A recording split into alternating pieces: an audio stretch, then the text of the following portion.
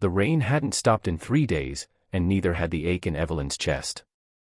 It drummed against the stone towers of Caerleon Castle, soaking the banners, washing the red from the roses, seeping through even the thickest walls as if the sky itself mourned what the kingdom demanded. In her chamber high above the courtyard, Evelyn stood motionless, her fingers curled around the sill, knuckles white, watching the path that wound through the dark woods from the east. Not a single rider had come. Far below, the Hall of Vows had begun to stir, servants lit torches, noblewomen arranged silks, and soldiers in polished armor lined the columns with solemn faces. Tonight, the bloodline of Caerleon would be tied to the House of Blackmere, a former enemy.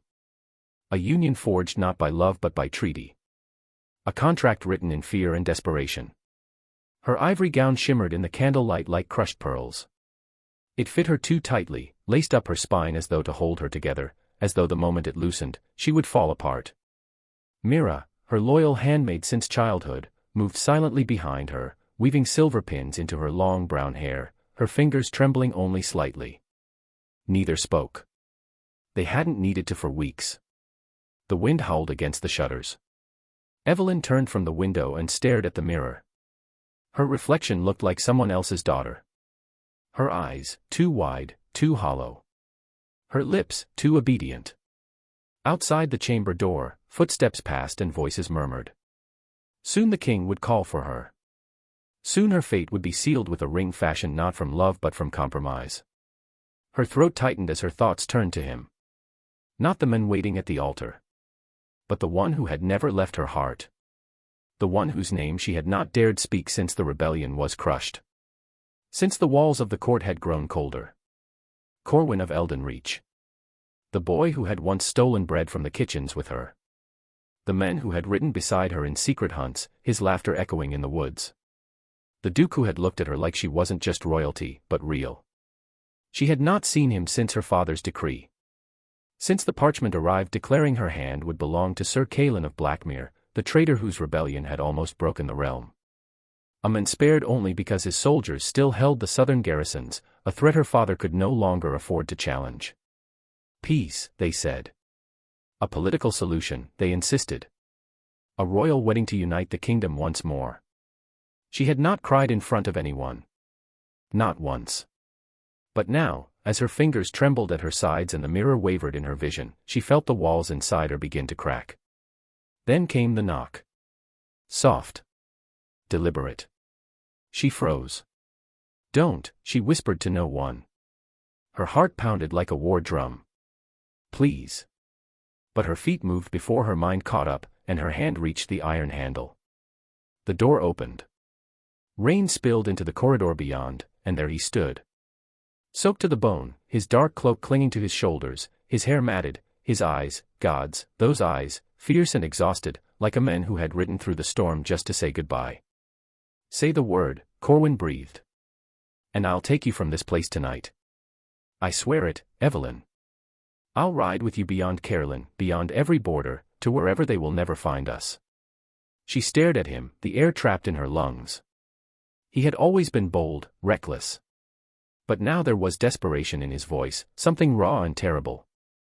His hand hung by his side, twitching slightly, as if aching to touch her. You'll be branded a traitor, she whispered, stepping back. They'll strip your lands. They'll hunt you. I already am a traitor, he said. Because I love you. The words landed like fire in her chest. She pressed her palm to her heart as if to still the ache. Corwin stepped closer, and for a heartbeat, she thought she would fold into his arms. Let it all fall. Let the world burn if it must. But then she heard it, the trumpets from the courtyard. Distant, echoing through stone and rain. The ceremony was beginning. Go, she said, her voice splintering. Please. If you love me, go. His jaw clenched. He looked at her like a man drowning. And then, with the softest graze of his fingers against hers, a touch so brief it might have been imagined, he turned and disappeared into the storm. The door closed behind him like a tomb sealing shut. Minutes later, they came for her. Mira wiped her face with a cool cloth. No tears remained. Only silence. Evelyn descended through the winding stairs in a daze, the scent of burning sage and roses meeting her halfway. She moved like a ghost, every step heavier than the last, her gown trailing behind like the train of a condemned bride. The Hall of Vows was ablaze with gold and crimson. Nobles lined the marble aisles. The king stood at the altar, tall and grave, his crown glinting beneath the chandeliers. And beside him, Sir Cailan. He wore red, not black, but it changed nothing. His eyes were the same, cunning, cold, and hungry for power. He took her hand as she approached, his grip tighter than it needed to be. She didn't look at him. The priest began the rites. She barely heard the words. When the time came to speak, her mouth moved without will. "I do." The room erupted in applause. Bells rang across the city. Carolyn rejoiced. But Evelyn felt nothing. Not even when the ring slid onto her finger. Not even when Cailan leaned in and kissed her hand before the crowd. She searched the faces of the nobles, hoping for a glimpse of him. A shadow in the gallery. A figure behind a column. But Corwin was gone. And with him, the part of her that had once believed love might triumph over duty. That night, Evelyn lay in a chamber lined with tapestries, her crown resting on a velvet pillow, her body untouched. Cailan had left her alone, for now. Outside, the rain still fell. And in the darkness of her mind, the memory of his eyes, fierce and rain-soaked, was the only thing that reminded her she had once been more than a queen. She had been a woman loved. A woman who almost chose freedom. Almost. The torches blazed like false suns, casting golden fire across the towering columns of the cathedral hall. Trumpets cried out from the balconies, voices lifted in rehearsed celebration, but Evelyn heard none of it. Her eyes were fixed on the men beside her, and her hands trembled beneath the weight of the silken gloves she wore like armor. Cailan's fingers wrapped around hers as if he owned them. A smile carved from marble sat upon his lips, perfect, practiced, poisonous. The courtiers clapped, murmured their blessings, feigned joy. But beneath their jeweled masks, Evelyn saw only the hunger of spectators watching a lioness be led into a gilded cage. Her father, King Alaric, stood behind them with all the pride of a man sealing a dynasty, his sword lowered in approval, his voice thunderous as he declared her a wife, a duchess, a bridge to peace. But Evelyn felt hollow, carved out like the gold chalices that lined the tables. The crown on her brow was too tight. The ring on her finger pulsed like a wound. She did not see Corwin. Not in the crowd. Not in the shadows. Not by the door where, once, he would have waited for her. His absence was a roaring silence, louder than choirs, sharper than Cailan's smirk. And it pierced her deeper than any blade ever could. The days that followed blurred like spilled ink. Blackmere Keep loomed high in the southern hills, its spires clawing the sky like warning fingers. It was colder than Caroline, harsher, steeped in silence. The hearths never seemed to burn hot enough. The people bowed low but spoke little. And Evelyn, now the duchess of a land she'd once feared, wandered its corridors like a ghost in silk. Cailan played the part of husband with cruel precision. He smiled in court, charmed ambassadors, kissed her hand before the lords and ladies. But in private, he was different. Watchful. Distant. He spent long nights behind locked doors with advisors from Viremont, poring over maps and whispering things she was never meant to hear. He never touched her. Not once. As if her body were beneath his conquest, or worse, merely part of the treaty he had won. She ate alone. She rode in silence. She wrote letters she never sent. Letters to a man whose voice she had memorized. Letters to the only one who had ever looked at her and seen the woman beneath the crown. Corwin. Sometimes she would sit by the frost-covered window and imagine his voice in the wind. Imagine him still riding, still breathing, still watching. Other times, she feared she had dreamed him entirely. Until the night the letter came.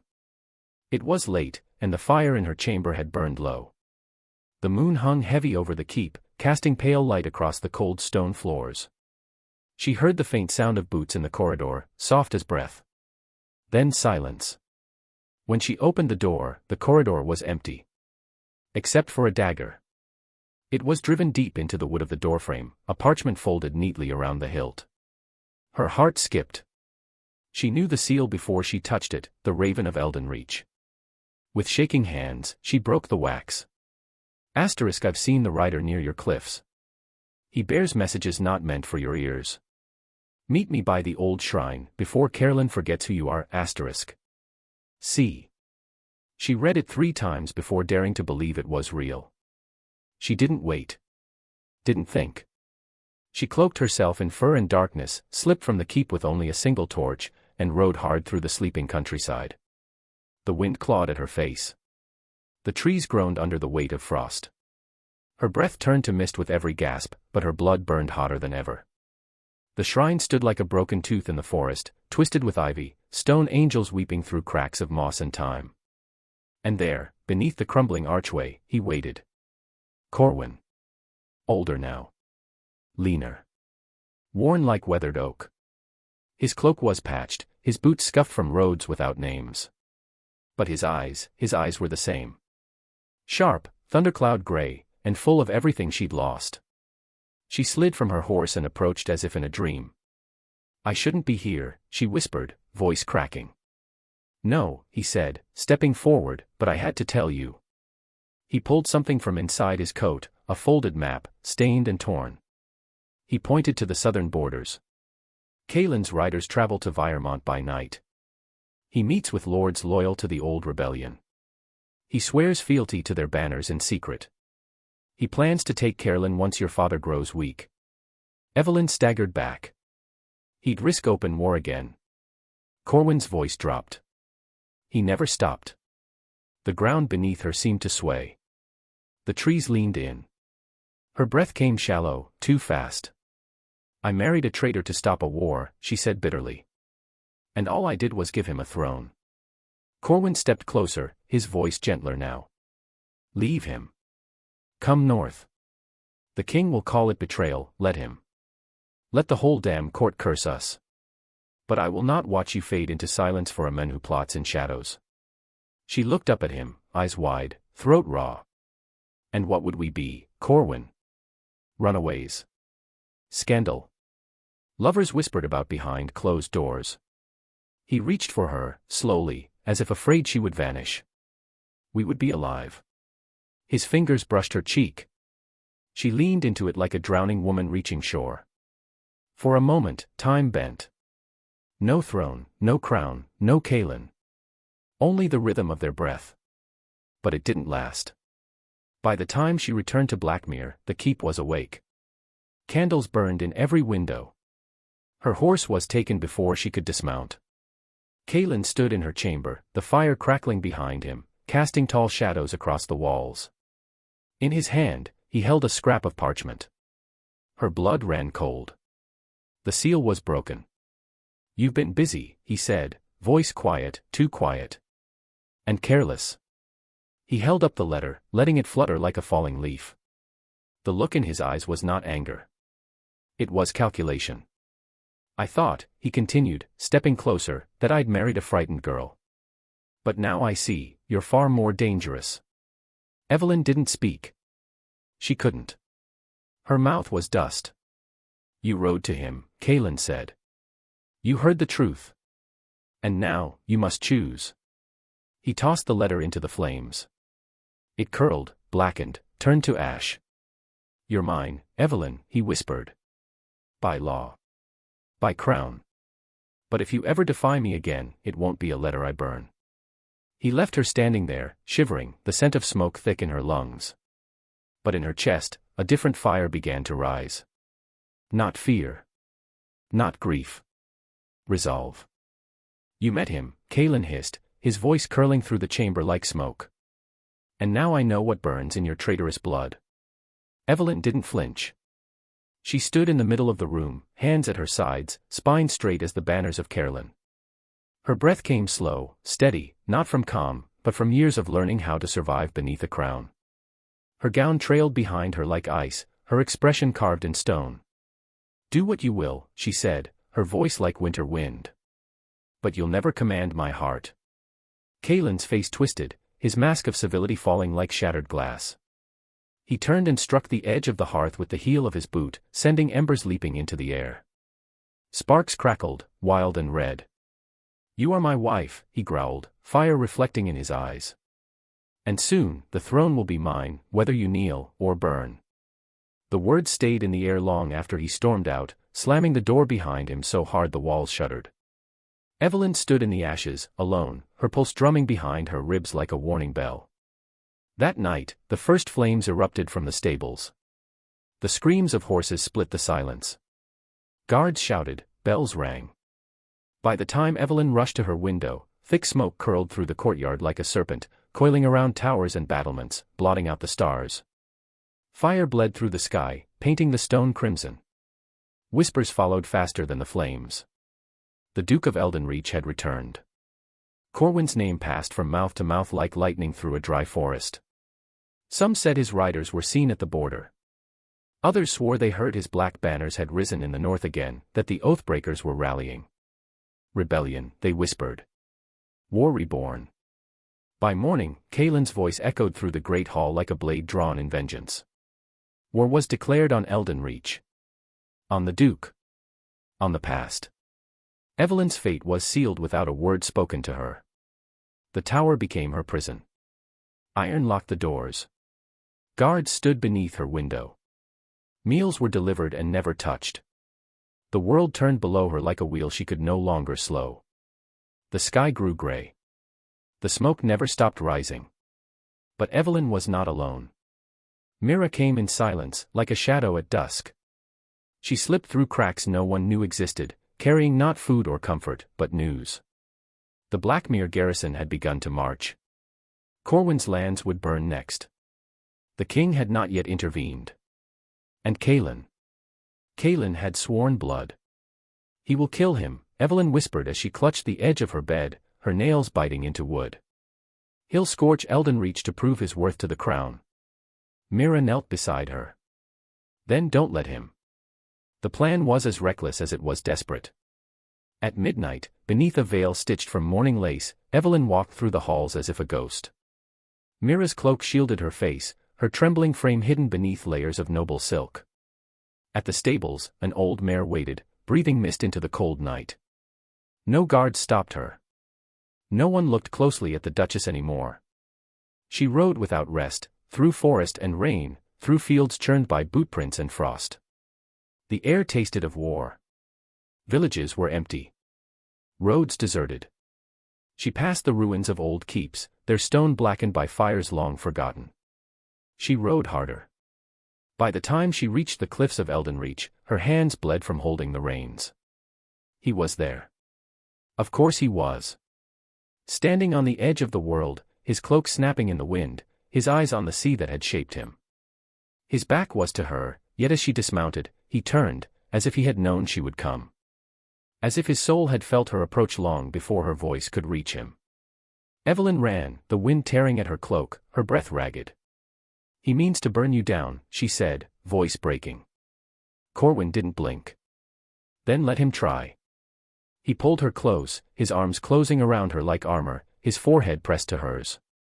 They stood on the cliffs in silence, the sea roaring beneath them like a prophecy. Time folded into that moment, every stolen glance, every letter never sent, every kiss denied by duty. That evening, the horn was sounded from Eldenreach's watchtower. Corwin summoned the knights who had not drawn blade in a decade. Oaths whispered in childhood were called upon. Old armor was unearthed from beneath dust and memory. Black banners stitched with ravens were raised again, higher than the winds dared to fly. The court murmured that Evelyn had brought war with her. That her presence would doom them. But she stood with Corwin before the council, her voice steady, her spine unbowed. You say I bring war, she said. But I bring truth. And truth is always fire before it is light. Later, beneath the wide breathless sky, she and Corwin stood alone at the river's edge. The waters moved slowly, a quiet witness to what dawn would bring. Stars scattered overhead, sharp and cold, refusing to shine kindly. She reached up and traced the scar along his cheek, the one he'd earned the day her father branded him a traitor. Her touch was gentle, reverent. He closed his eyes. I should have taken you when I had the chance, he said softly. I should have never let you walk back into his shadow. You didn't let me, she replied. I chose it. For the kingdom. For peace. I thought I could bear it. He opened his eyes, pale and fierce. And now. She took his hand. Now I choose differently. He pulled her into his arms, holding her as though the world might end before morning, and perhaps it would. If I fall tomorrow, he whispered, remember that I loved you more than the kingdom itself. Her lips met his. Not as a duchess. Not as a princess. Not as the daughter of the king. But as Evelyn. The girl who once laughed barefoot in the orchards, who once watched him train with wooden swords, who had once believed love would be enough. For that moment, it was.